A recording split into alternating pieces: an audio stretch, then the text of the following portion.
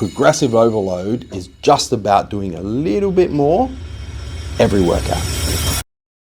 Do you generally use the same weight on exercises weekly, or do you increase weight often?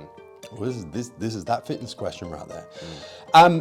Look, what I do is I pursue progressive overload. And there's a number of different ways to progressively overload.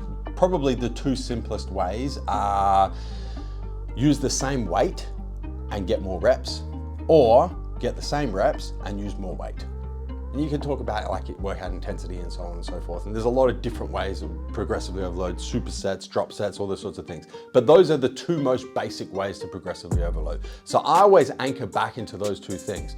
And the way that my workout is programmed at the moment, so my workout coach is Jay Tyler, at The Strength Coach on Instagram. Those of you who are interested, I tag him in a bunch of my shit, so if you can follow me on Instagram, you probably already know. But the way that he programs all of my workouts is based on RPE, so rate of perceived effort or rate of perceived exertion. And he'll say, I want you to hit 15 reps at an 8 RPE, or I want you to hit 8 reps at a 9 RPE, or whatever the balance of reps and RPE is, and then he allows me to choose the weight.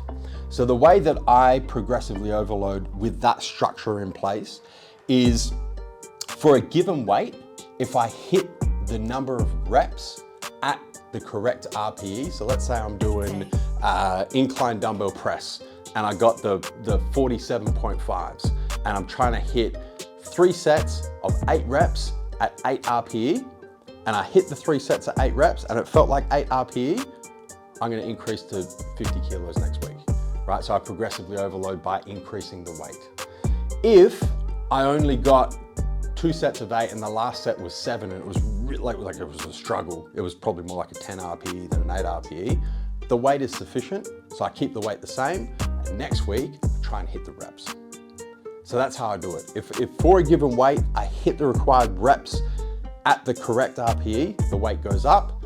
If I don't, then I'll continue to chase the reps and the weight stays the same. Mm-hmm. Yeah, I try and increase weight or reps as often as I can. I think progressive overload, doesn't matter what your goal is or what, your sport is really, it's the goal.